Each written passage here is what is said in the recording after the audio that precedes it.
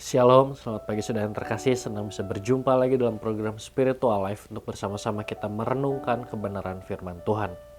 Ayat perenungan kita pada pagi hari ini terambil dari 1 Timotius 5 ayat 17 sampai pasal 6 ayat yang kedua. Saya akan bacakan ayat ini bagi Bapak Ibu Saudara semua. Beberapa petunjuk dan nasihat lagi. Penatua-penatua yang baik, pimpinannya patut dihormati 2 kali lipat, terutama mereka yang dengan jerih payah berkhotbah dan mengajar. Bukankah kitab suci berkata, janganlah engkau berangus mulut lembu yang sedang mengirik, dan lagi seorang pekerja patut mendapat upahnya. Janganlah engkau menerima tuduhan atas seorang penatua kecuali kalau didukung 2 atau 3 orang saksi. Mereka yang berbuat dosa hendaklah kau tegur di depan semua orang agar yang lain itu pun takut. Di hadapan Allah dan Kristus Yesus dan malaikat-malaikat pilihannya, kupesankan dengan sungguh kepadamu, camkan petunjuk ini tanpa prasangka dan bertindak dalam segala sesuatu tanpa memihak. Janganlah engkau terburu-buru menumpangkan tangan atas seseorang, dan janganlah terbawa-bawa ke dalam dosa orang lain. Jagalah kemurnian dirimu. Janganlah lagi minum air saja, melainkan tambahkanlah anggur sedikit berhubung pencernaanmu terganggu dan tubuhmu sering lemah. Dosa beberapa orang mencolok seakan-akan mendahului mereka ke pengadilan, tetapi dosa beberapa orang lagi baru menjadi nyata kemudian. Demikian pun perbuatan baik itu segera nyata, dan kalau tidak demikian, ia tidak dapat terus tinggal tersembunyi. Semua orang yang menanggung beban perbudakan hendaknya menganggap Tuhan mereka layak mendapat segala penghormatan, agar nama Allah dan ajaran kita jangan dihujat orang. Jika Tuhan mereka seorang percaya, janganlah ia kurang disegani karena bersaudara dalam Kristus, melainkan hendaklah ia dilayani mereka dengan lebih baik lagi, karena Tuhan yang menerima berkat pelayanan mereka ialah saudara yang percaya dan yang kekasih. Saudara, renungan hari ini menceritakan mengenai Paulus yang memberikan beberapa petunjuk perlakuan terhadap penatua. Penatua adalah sebuah jabatan gerejawi yang ada di sebuah gereja. Penatua merupakan seorang yang dituakan, yang berpikir matang, atau biasa sekarang kita sebut sebagai pemimpin Kristen atau pemimpin rohani. Dalam suratnya ini, Paulus mengingatkan Timotius agar menghormati para penatua yang berkhotbah dan mengajar dengan benar. Paulus memberikan penjelasan sikap hormat yang ditunjukkan kepada para penatua bukan hanya melalui sikap, tetapi juga dengan mencukupi kebutuhan mereka. Bahkan, Paulus menambahkan penghormatan terhadap penatua juga ditunjukkan dengan memberi dukungan kepada penatua saat ada yang menuduhnya. Selain itu, Paulus juga memberikan sikap yang harus dimiliki oleh seorang penatua atau pemimpin rohani, yaitu dia harus bijaksana, menjaga kekudusan hidupnya, berani mengingatkan kesalahan orang lain, dan menjaga kesehatan mereka.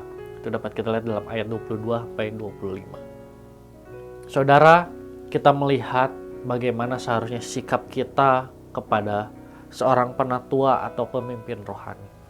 Sebagai orang percaya, kita harus memiliki sikap hormat kepada pemimpin rohani kita, serta jangan sembarang menuduh penatua atau pemimpin rohani, dan haruslah mencukupi kebutuhannya. Sebagai seorang penatua atau pemimpin rohani, haruslah menjaga kekudusan hidup, haruslah menyampaikan ajaran yang benar, berani menegur orang yang melakukan kesalahan, dan menjaga kesehatan tubuhnya. Saudara, melalui renungan hari ini kita kembali diingatkan sebagai seorang jemaat untuk dapat memberikan rasa hormat kepada pemimpin rohani kita. Karena pemimpin rohani merupakan orang yang telah dipilih Allah untuk memimpin umatnya.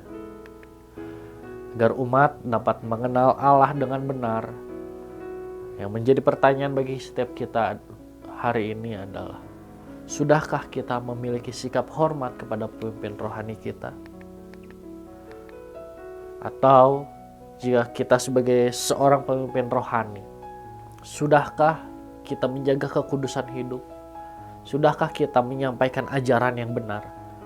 Dan sudahkah kita berani menegur orang yang melakukan kesalahan? Marilah melakukan bagian kita masing-masing dengan benar, baik sebagai seorang jemaat maupun seorang pemimpin rohani. Saudara, marilah kita mengambil sejenak untuk merenungkan firman yang baru saja kita dengar. Saudara, sudahkah kita mempraktekkan apa yang firman Tuhan ajarkan hari ini? Jika belum, maka marilah doa mengubah kehidupan kita. Sehingga mulai saat ini kita menjadi seorang jemaat hormat kepada pemimpin rohani kita. Dan jika kita sebagai seorang pemimpin rohani, marilah terus menjaga kekudusan hidup, menyampaikanlah ajaran yang benar, dan berani menegur orang yang melakukan kesalahan.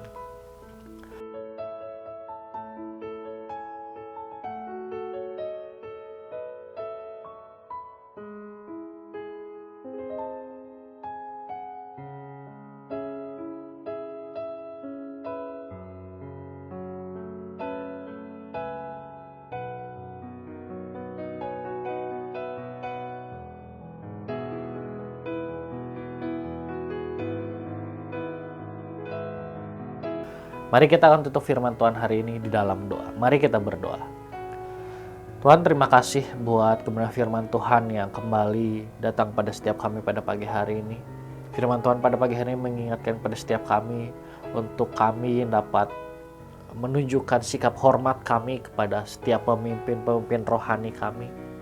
Ampuni kami Tuhan kalau mungkin selama ini kami kurang menghormati pemimpin rohani yang ada khususnya di gereja, dan kami minta biar Tuhan mengubahkan kehidupan kami sehingga mulai saat ini Tuhan, kehidupan kami menjadi kehidupan seorang jemaat yang menghormati setiap pelayan Tuhan, menghormati setiap orang-orang yang sudah dipilih Tuhan untuk memimpin gereja ini Tuhan.